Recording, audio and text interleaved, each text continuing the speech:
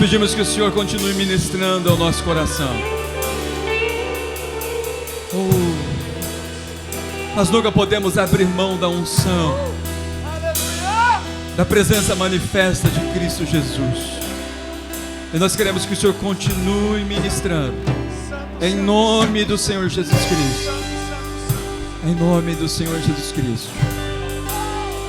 Ministra a nossa alma, ministra as nossas emoções, ministra o nosso entendimento nessa noite, Pai.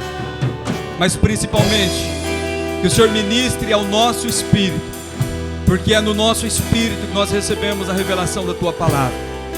E nós queremos que ela seja manifesta, revelada ao nosso espírito nessa noite, em nome do Senhor Jesus. Aleluia. Vamos aplaudi-lo porque Ele é bom. Pode tomar o teu assento. Deixa eu relatar uma experiência que eu tive quando eu estava ainda no seminário, porque muitas vezes nós impedimos o mover e o agir de Deus. Todo mundo aqui que me conhece um pouquinho sabe que eu sou alguém apaixonado pela teologia reformada. Eu sou apaixonado pela doutrina da graça. E quando eu estava no seminário ainda, eu estava passando por um momento muito difícil, muito complicado. E naturalmente o ser humano ele tem a tendência de ir para os extremos. Às vezes a gente sai da tendência de um extremo pentecostal, muitas vezes para a tendência de um ceticismo, e eu fui dessa forma. Eu saí de uma experiência ruim pentecostal e fui para o ceticismo. E vai por mim, ambas são destruídas, ambas são destrutivas. Seja o misticismo ou o ceticismo, ambos são destruidores. Nenhum dos dois vai trazer nutrição e alimento à tua fé. Nem o misticismo e nem o ceticismo vai trazer um amadurecimento e um fortalecimento da tua fé.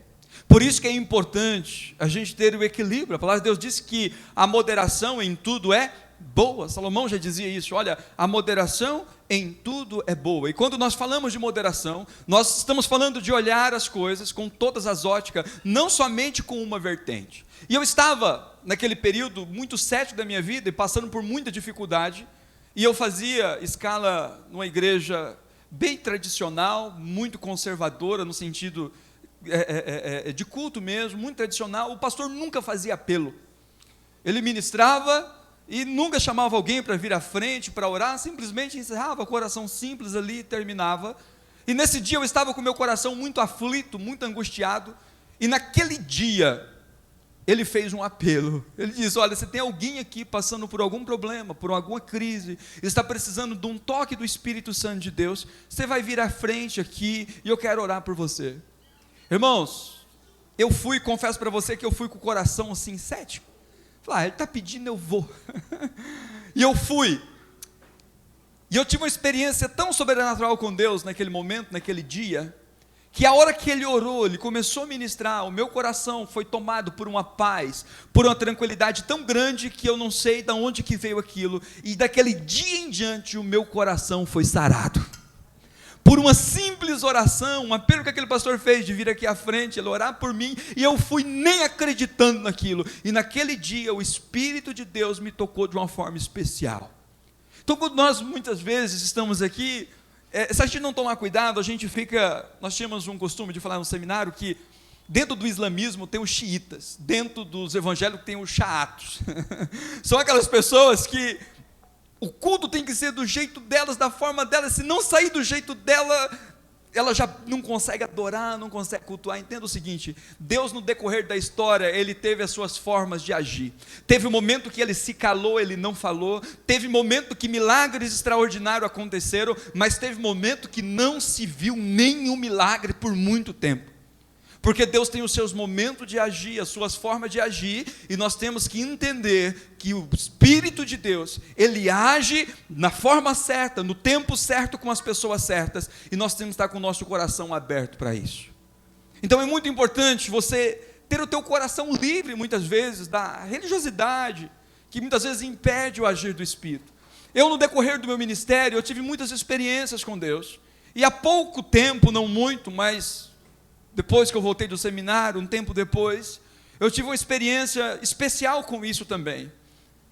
Eu sempre fui alguém muito apaixonado por interpretação bíblica, por conhecer grego, hebraico, as línguas originais, e trabalhar com exegese. Eu sempre fui muito dedicado ao ensino, e eu sempre gostei muito disso.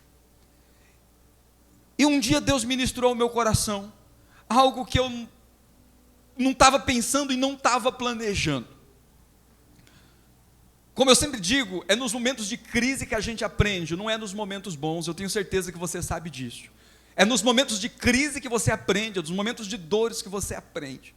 E eu, passando por uma crise ministerial muito grande na minha vida, eu comecei a fazer uma pesquisa sobre o termo evangelho, que em grego significa euangélio.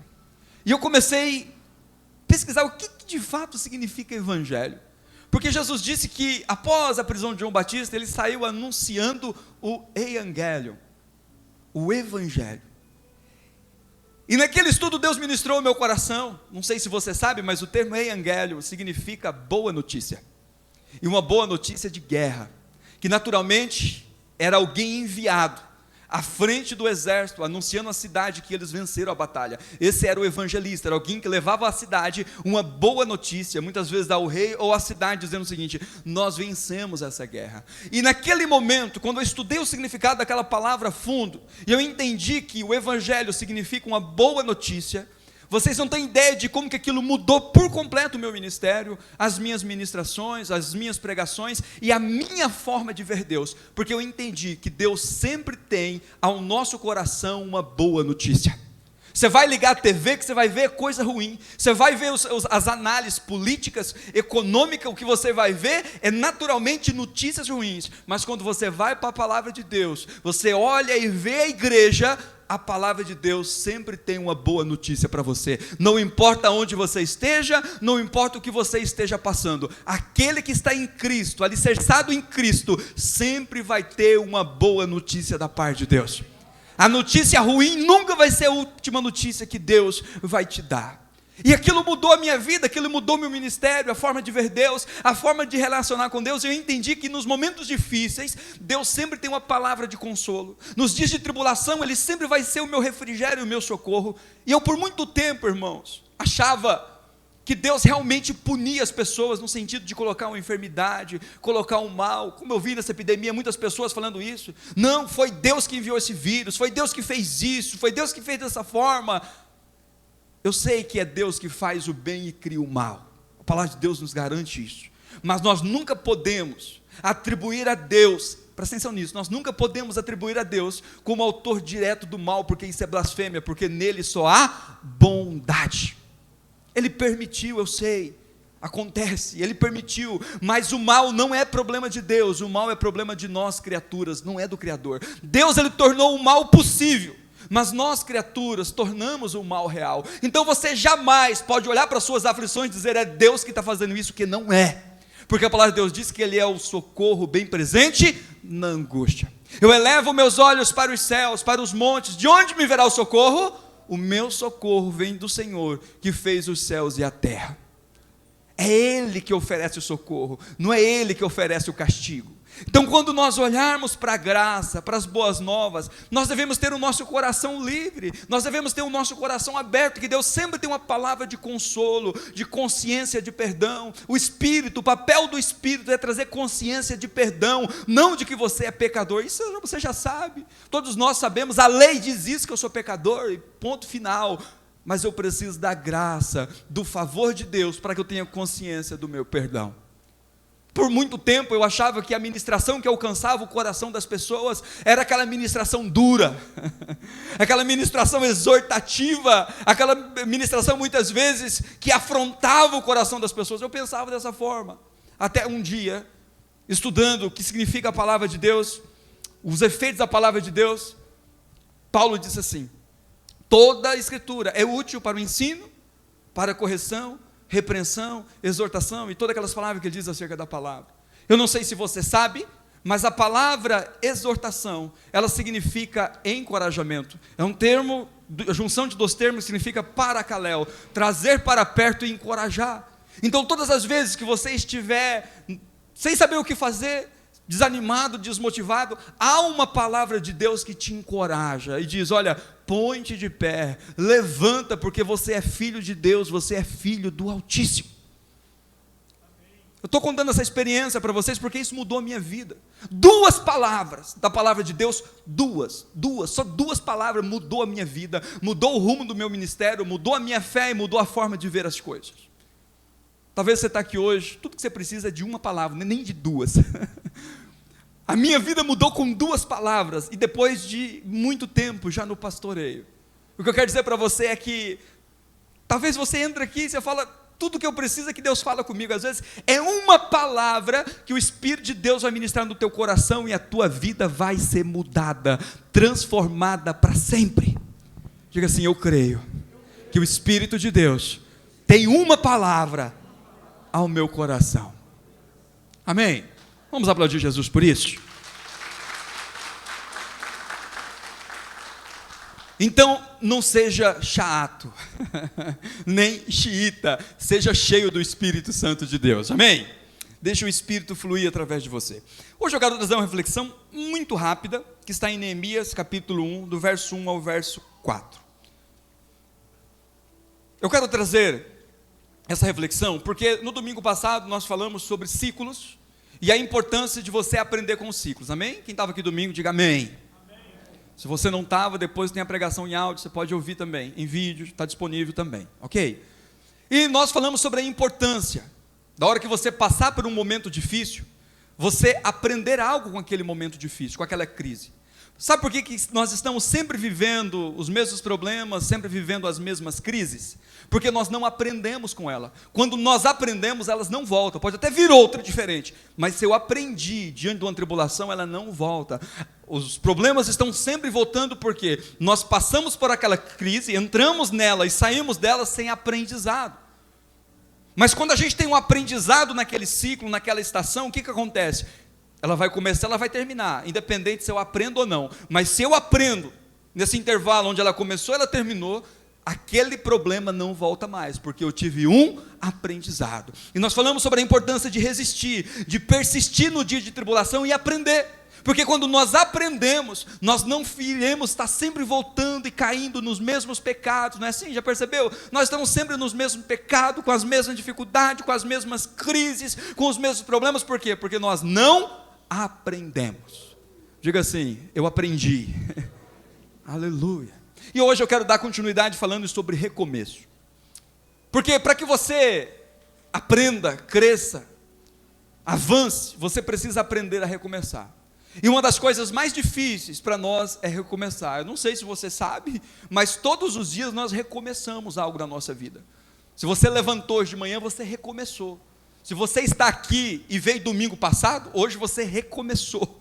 A nossa vida, ela sempre vai ser um eterno recomeço. Nós estamos ao tempo todo recomeçando as coisas. E recomeçar é complicado, é difícil. Começar não, começar é prazeroso, é algo maravilhoso, mas recomeçar é difícil. Eu quero falar hoje sobre Neemias, como que foi necessário Neemias recomeçar, reconstruir os muros da sua cidade. Eu quero tirar aqui só alguns aprendizados, rápido hoje. Nós vamos orar e eu quero que você aplique isso à sua vida. Vamos à palavra de Deus, que diz assim: palavras de Neemias, filho de Acalias, no mês de Quisleu, no 20º ano, enquanto eu estava na cidade de Suzã, Anani, um dos meus irmãos, veio de Judá com alguns outros homens, e eu lhes perguntei acerca dos judeus que restaram, os sobreviventes do cativeiro, e também sobre Jerusalém. Eles me responderam: aqueles que sobreviveram ao cativeiro e estão lá na província passam por grande sofrimento e humilhação. O muro de Jerusalém foi derrubado e suas portas foram destruídas pelo fogo.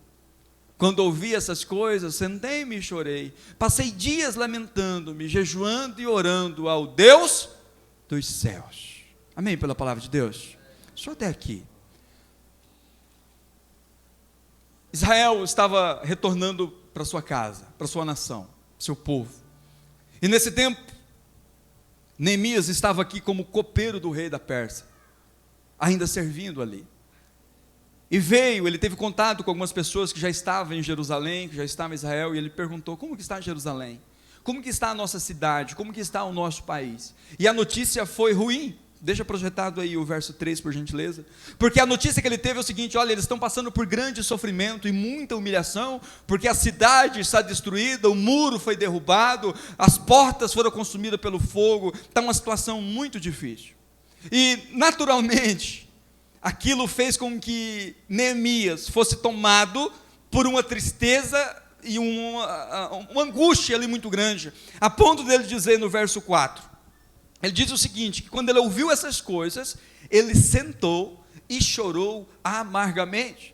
Ele passou dias lamentando, jejuando e orando ao Deus dos céus. E nesse processo de lamentar, chorar e orar e jejuar diante de Deus, ele tomou uma decisão: eu vou para Jerusalém e vou recomeçar isso. Ele conversou com o rei liberou, o rei abençoou, e ele foi para Jerusalém reconstruir os muros. Isso me faz olhar para a vida, queridos, de uma forma muito interessante, porque geralmente, o que nós paramos? Nós paramos do lamento. Às vezes algo ruim acontece com a gente, não é assim? Nós somos tomados de surpresa. O que nós fazemos? Nós lamentamos, nós choramos, e não está errado nisso. Nós oramos, nós falamos com Deus, nós reclamamos com Deus, mas na maioria das vezes nós paramos aí. E nós não podemos, queridos, permitir que as aflições, que os obstáculos, que as coisas que nos pegam de surpresa, nos deixe somente no lamento, nos deixe somente no luto, somente naquele processo de chorar e lamentar. Eu sei que ele é necessário, mas há um momento que você precisa parar de chorar, parar de lamentar, bater a poeira e seguir em frente, e dizer o que Deus quer que eu faça diante de tudo isso, o que eu tenho que fazer diante de tudo isso. Muitas vezes, a forma como nós reagimos diante das pressões e das aflições é como se fosse um cristal. A hora que vem nos destrói, a hora que bate, aquilo é terrível no nosso coração. Eu não sei como você tem lidado com as crises, com as aflições, com as dificuldades, mas elas não podem te destruir. E muitas vezes nós levamos a vida dessa forma, de forma cristalizada. Um pequeno impacto, um caos já nos leva à destruição, e parece que a nossa vida está acabando e eu fico sem chão. Há quem diz que a forma correta de viver a vida é de forma resiliente. E eu entendo que a resiliência é uma coisa boa. É você realmente receber aquele impacto, mas você voltar ao estado original. Ótimo, se você já voltar ao estado original, está excelente. Mas eu entendo que a palavra de Deus nos chama para ir além disso. Nós precisamos ser antifrágil, no sentido de, enquanto mais pancada vem sobre mim, enquanto mais eu recebo pancadas, mais eu recebo impactos, mais eu recebo situações adversas, mais lançam coisas contra mim, mais resistente eu fico. Eu não sei se você já teve a experiência, quando criança, ou por agora, de usar aquela cola chamada Durepox. Você pega uma branquinha e uma mais preta, você mistura, e o que acontece depois que você mistura e bate, esfrega e mistura por completo aquilo ali? A hora que ela secar, ela vai ficar completamente enrijecida. Mas se você não misturar, se você não bater, não fazer com que aquilo se misture, o que acontece? Ela não tem poder de cola. E eu entendo que na nossa vida as tribulações são assim. Eu não posso ser um cristal que a hora que bater, caiu, quebrou, acabou, minha vida está destruída. Não, porque tudo coopera para o nosso bem, amém? Você crê nisso? Tudo coopera para o bem daqueles que amam a Deus, inclusive as pancadas, inclusive as pressões, inclusive as tribulações, inclusive as dores, inclusive os sofrimentos, tudo coopera para o meu bem. É importante você ter essa certeza no teu coração. Então você tem que ser mais do que resiliente. Se você pegar uma borracha, você comprimir ela, vai ficar marca, mas daqui a pouco ela volta ao estado original. Mas eu entendo que o chamado de Deus não é para simplesmente a gente voltar no estado original, depois de a gente passar por uma grande tribulação, por uma grande crise. Deus quer que nós saiamos dessa crise, dessa situação, mais resistente, mais forte, e aquilo que veio sobre mim, ao invés de me destruir, me tornou uma pessoa melhor. Você tem que olhar para as tribulações dessa forma. Vem uma crise financeira, Deus quer melhorar o teu financeiro, pode acreditar nisso. Mas o que a gente imagina? Não, isso aqui é o diabo querendo me destruir. Não é assim que você pensa? Onde foi que eu errei? Será que eu pequei? O que está acontecendo comigo? Você só pensa coisa ruim? Ou eu estou errado? A hora que vem uma crise financeira, você fala, não, agora eu vou prosperar, é sinal que Deus está querendo me tornar uma pessoa melhor.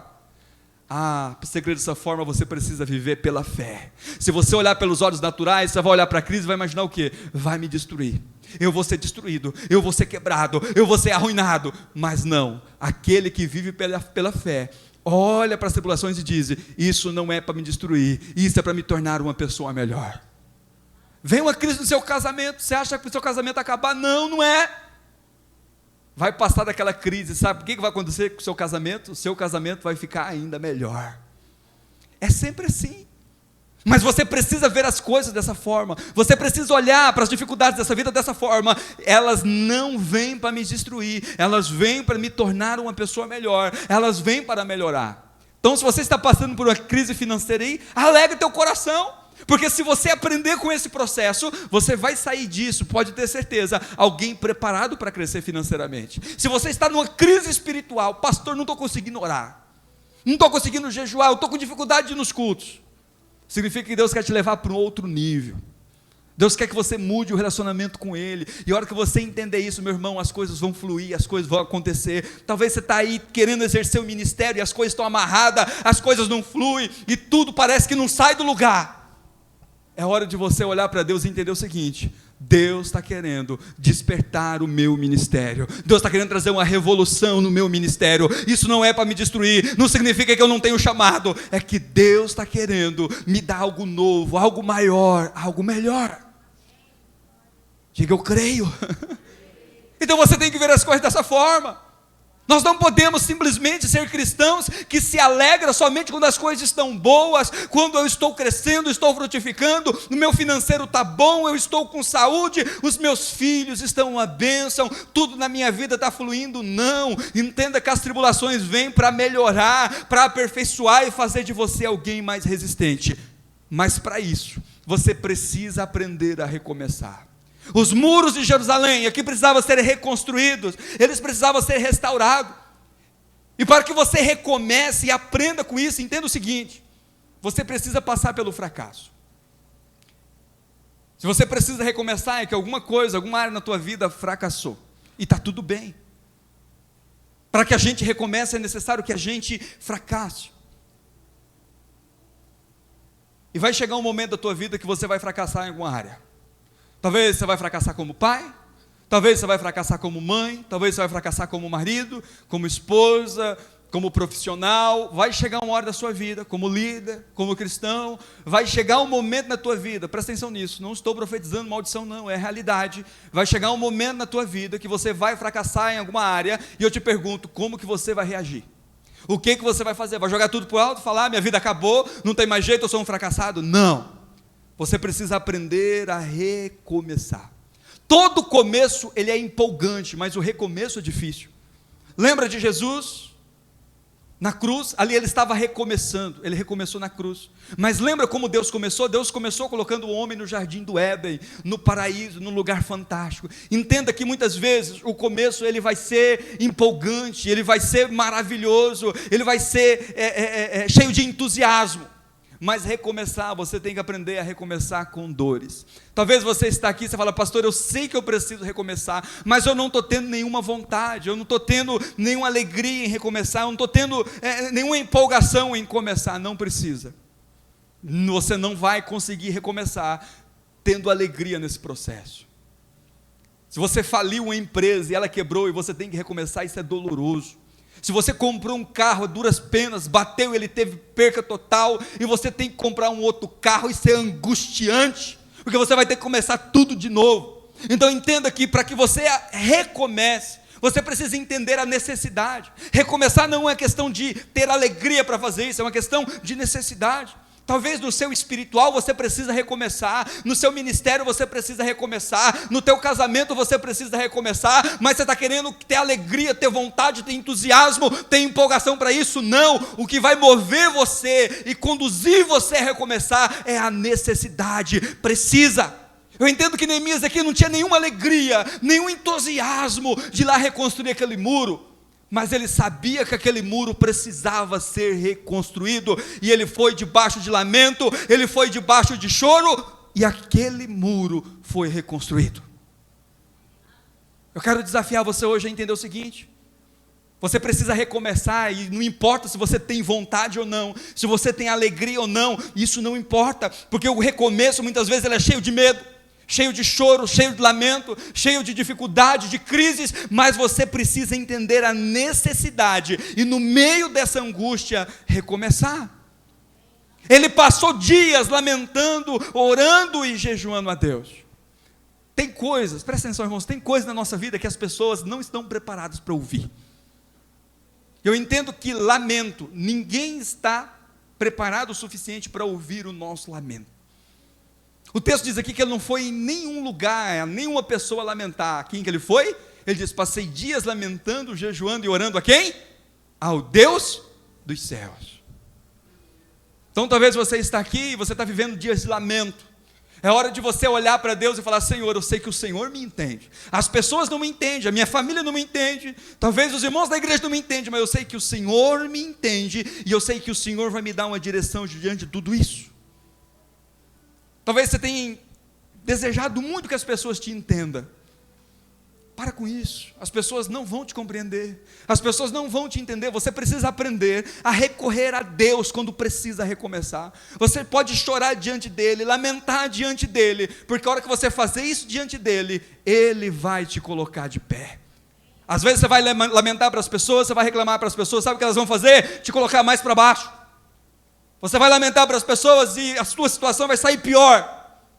Mas se você começar a olhar para Deus e fazer o seguinte: o meu lamento, ele tem que ser direcionado a Deus, você pode ter certeza que depois daquele lamento, Ele te coloca de pé.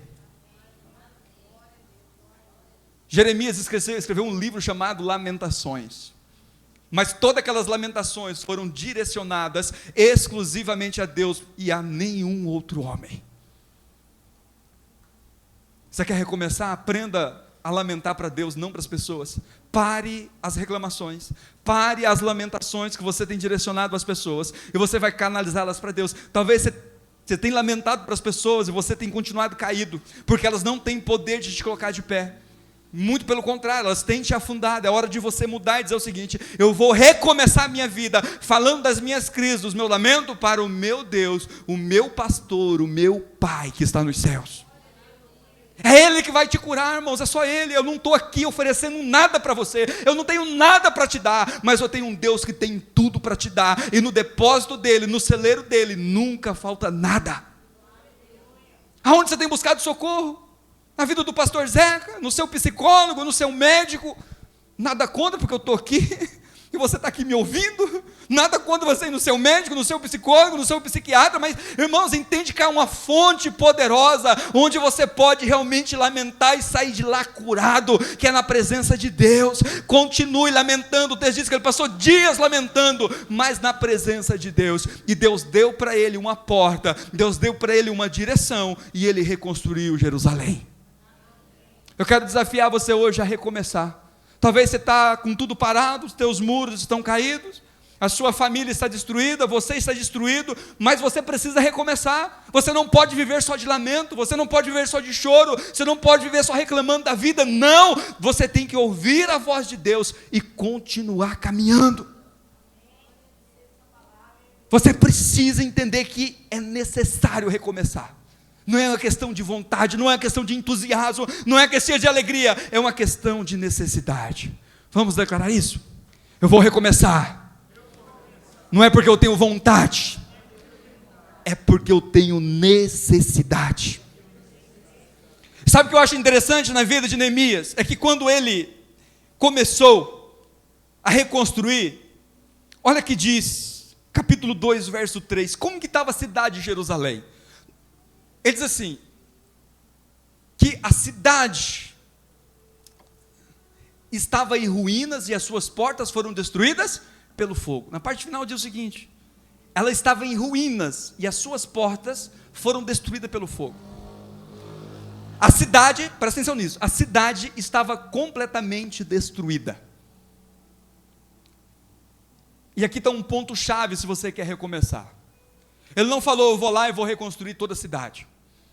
Eu vou organizar a questão financeira, eu vou organizar as questões políticas, eu vou lá ver como que está o templo, e vou reedificar o templo, eu vou lá abrir as sinagogas, eu vou lá ver como que está as ruas, eu vou lá ver como que está a coleta de lixo.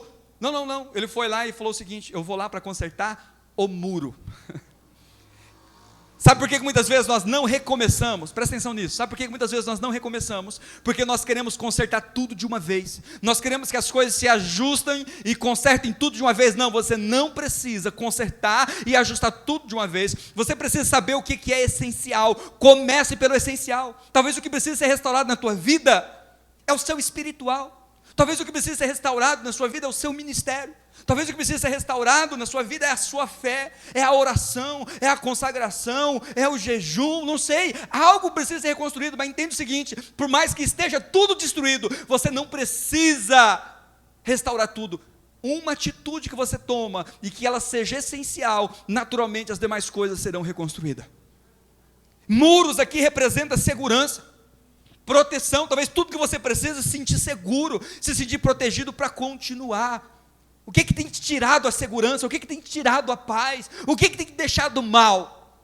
É isso que você precisa reconstruir. A hora que você reconstruir o que te deixa inseguro, a hora que você reconstruir o que te deixa com medo, meu irmão, pode acreditar, naturalmente as demais coisas vão fluir, vão acontecer e você vai conseguir romper. O que precisa ser reconstruído? Talvez você fale: pastor, tudo. Não é verdade. Pastor, minha vida está um lixo, está tudo estragado. Não é verdade. Diga assim: não é verdade. E o Espírito de Deus vai te dar uma direção hoje muito específica, de uma área que você precisa restaurar, de uma área que você precisa recomeçar, e ela vai ser suficiente, porque através dela as demais coisas vão ser restauradas, através dela a sua vida vai ser transformada e vai ser restaurada. Você não precisa mudar tudo. Uma reconstrução, o muro que você levantar vai ser suficiente. Por último, é muito importante que no meio desse processo, você exercite a fé. Você tem que entender que recomeçar é uma necessidade. Você tem que ir pelo essencial, você não precisa restaurar tudo. Mas o mais importante, não olhe para os obstáculos, exercite a tua fé. Sabe o que aconteceu com Neemias quando ele chegou lá? Olha que diz o texto de Neemias, capítulo 2, verso 19.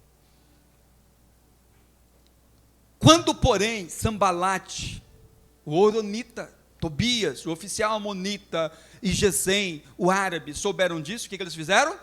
Zombaram de nós, desprezaram-nos e perguntaram: o que vocês estão fazendo? Estão se rebelando contra o rei? Verso 20.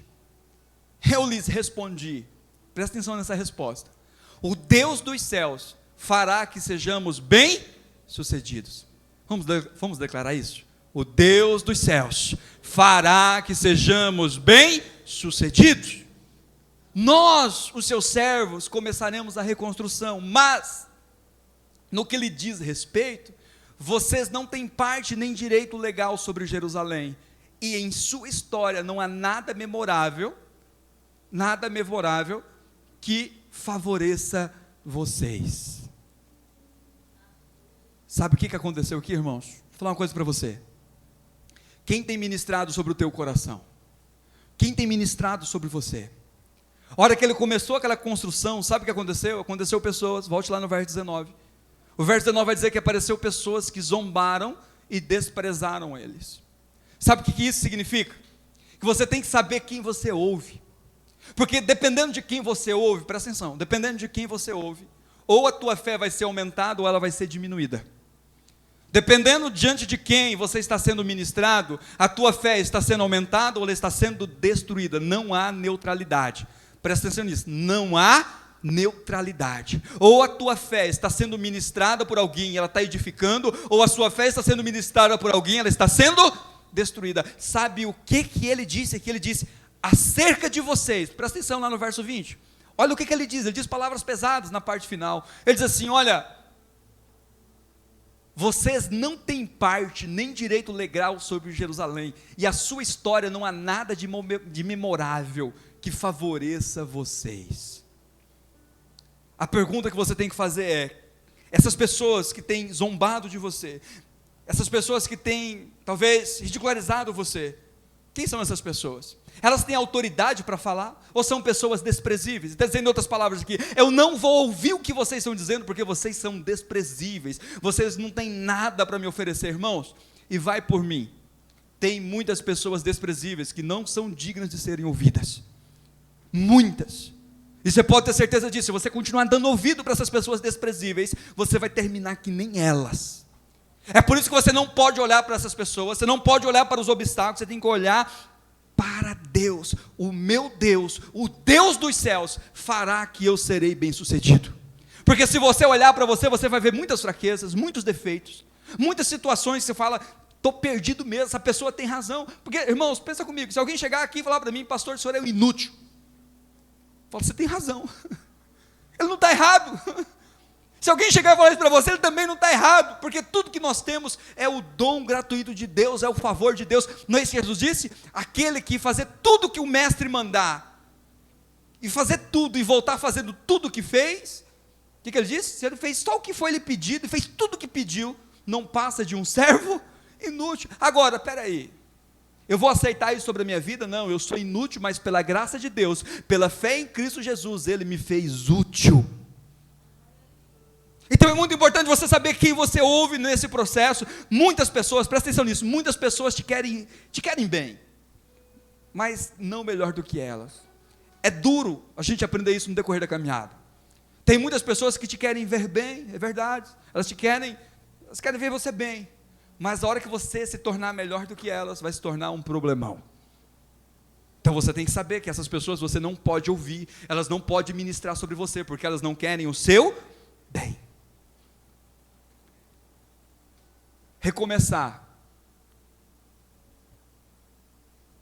desperta muitos inimigos, e o principal deles se chama Satanás. Ele não quer que você recomece, ele quer que você continue caído, ele quer que você continue no chão. É do interesse, presta atenção nisso, é do interesse de Satanás que você permaneça sempre da mesma forma, é do interesse do inimigo que você permaneça no chão. Mas Deus te trouxe hoje aqui para ministrar o teu coração e dizer o seguinte: você precisa recomeçar, e você vai recomeçar, e você não vai continuar parado, o teu ministério não vai ficar enterrado, a tua fé não vai continuar morta, ninguém vai ministrar sobre você mais morte, vai ser ministrado sobre você vida, e o Deus dos céus fará que você seja bem sucedido. E isso não tem a ver com a sua bondade, isso não tem a ver com a sua justiça, isso não tem a ver com a sua capacidade, é que o Deus dos céus fará que você seja bem sucedido, porque você tem uma aliança com Ele, e Ele tem uma aliança com você. O Salmo 23, verso 4 diz o quê? Mas quando eu andar por um vale de trevas de morte, não temerei perigo algum, porque Tu estás comigo, a Tua vara e o Teu cajado me protegem. Eu gostaria que hoje, debaixo dessa palavra, você recomeçasse algo no teu coração, na tua vida. Vamos colocar de pé? Eu gostaria que você, como foi ministrado aqui, talvez tudo que precisa recomeçar na tua vida é algo pequeno. Dentro de Jerusalém tinha muitas coisas valiosas, grandiosas, com muito mais valor para ser reconstruído. Tenho certeza que tinha muitas casas destruídas, muitas situações ali destruídas com muito mais valor, mas Deus deu uma direção específica a Neemias: você vai lá e reconstrói os muros. Talvez você tenha passado por algo, presta atenção nisso, talvez você tenha passado por algo que tem roubado de você a segurança, que tem gerado em você medo, que tem gerado você em angústia, e talvez tudo que você precisa é voltar para o Senhor, é entregar a sua vida para o Senhor Jesus, reconciliar com Ele, dizer: eu quero servir a Deus, eu quero Deus perto de mim, eu quero ter essa certeza de que Ele é o meu pastor, que Ele é o meu Deus, de que Ele é o meu Pai, que Ele é o meu protetor. Talvez é só isso que você precisa fazer. Talvez o que tem te consumido por medos, por angústia, é isso. Você tem tido a percepção de que Deus está longe e Ele precisa estar perto. Não sei o que você precisa reconstruir, recomeçar hoje, mas eu gostaria que você tirasse esses minutos. Você vai orar e vai pedir: Senhor, eu não sei o que reconstruir. Você vai pedir para que o Espírito de Deus te dê essa direção. Nós vamos cear agora em família, e eu quero que nesse processo você recomece. Se é um pecado que você precisa abandonar, você vai abandonar. Se é uma decisão que você precisa tomar para viver algo novo, experimentar algo novo, você vai tomar, você não vai ter medo. Sabe por quê, irmãos? Neemias aqui, presta atenção, Neemias ele poderia simplesmente, depois de ouvir aquela notícia ruim, dizer o seguinte: não é problema meu, eu vou continuar aqui no meu emprego, eu vou continuar aqui recebendo. Ele servia ao rei, ele era muito bem remunerado, ele era muito bem visto, mas ele entendeu o seguinte: há uma missão que eu preciso cumprir, há algo que eu preciso fazer, que está além das minhas necessidades. Fecha os teus olhos. Pai querido, no nome de Jesus, que eu oro por cada vida que está aqui. Eu sei que o Senhor nessa noite, Pai, quer que os teus filhos recomecem. Nós estamos aqui para recomeçar. E eu quero que no nome de Jesus eles entendam o seguinte: tudo que o inimigo quer é que eles continuem caídos. Tudo que o inimigo quer é que eles continuem do mesmo jeito e não mude nada. Porque os muros estavam caídos. Mas o Senhor nessa noite está colocando os teus filhos de pé mais uma vez. Pai, eu quero que no poder do teu Espírito, na unção do teu Espírito Santo, o Senhor traga a revelação ao coração dele, do que precisa ser restaurado. Eu quero que o teu Espírito Santo, Pai, em nome de Jesus, traga essa certeza, essa convicção no coração do que precisa ser restaurado. Talvez é um simples muro, é uma simples decisão, é uma simples atitude, Pai, que precisa ser restaurada, que precisa ser feito, que precisa ser colocado de pé, e tudo vai ser mudado, tudo vai ser transformado, Pai, em nome de Jesus. E eu quero que o Senhor traga essa certeza no coração dele, no coração dela nessa noite, e no nome de Jesus, ele não vai continuar do mesmo jeito, ela não vai continuar da mesma forma. O Senhor tem algo novo para nós, o Senhor tem um serviço novo, uma missão nova, Pai, um desafio novo para nós, e nós queremos abraçar ele de todo o nosso coração, com toda a nossa intensidade, porque Ele é o Deus dos céus, é o Deus dos céus que nos garantirá que sejamos bem-sucedidos. E eu quero que no nome de Jesus, Pai, os teus filhos tenham essa convicção no coração deles, que há muitos, Pai, que quer que ele continue assim. O diabo quer que ele continue assim, mas o Senhor não. O Senhor nos chama para ficar de pé. Por mais que nós andemos pelo vale da sombra da morte, nós não temeremos mal algum, Pai, porque nós sabemos que o Senhor está conosco. Nós estamos debaixo da Tua direção, nós estamos debaixo do Teu favor, e nós queremos celebrar, Pai, neste momento, Pai, o perdão dos nossos pecados. Nós queremos celebrar nessa noite a certeza de que nós fazemos parte da Tua família, da Tua aliança, Pai, e ela não é quebrável, ela é, Senhor, inquebrável, em nome de Jesus. Que o Teu Espírito Santo traga essa certeza ao coração dos Teus filhos. Os Teus filhos querem recomeçar, e nós estamos aqui, Pai, para recomeçar mais uma vez, e nós entendemos que isso é uma questão de necessidade. Nós entendemos que não precisa ser tudo, às vezes é só uma área, e nós entendemos que para recomeçar eu preciso de fé. Pai, que os teus filhos tirem os olhos dos obstáculos, das dificuldades, das impossibilidades, e olhe para o Senhor, Pai, porque aquele que olhar para o Senhor, olhar para aquela serpente na cruz, será salvo. Olhar para o Senhor naquela cruz, Pai, será salvo. E nós recomeçamos nessa noite com a certeza de que o nosso coração, ela está livre de todo o pecado. Nós entregamos a nossa vida ao Senhor Jesus e tomamos uma decisão de recomeçar, e pedimos que o Teu Espírito nos restaure.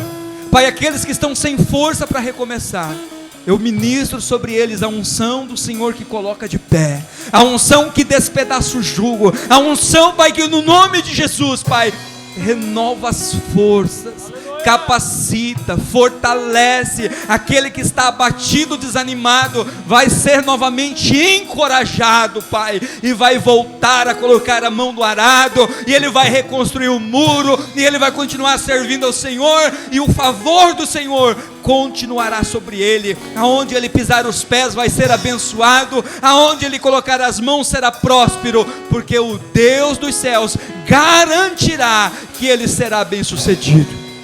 E nós queremos nessa noite pedir que o Senhor nos restaure espiritualmente, nos restaure emocionalmente, Pai, nos restaure fisicamente, é o que nós te pedimos, com a certeza de que o nosso coração está curado, sarado pelo poder da Tua palavra, em nome do Senhor Jesus. Diga assim: eu estou curado, sarado, na alma, no corpo e no espírito. Eu quero que todos vocês continuem de pé. Os diáconos vão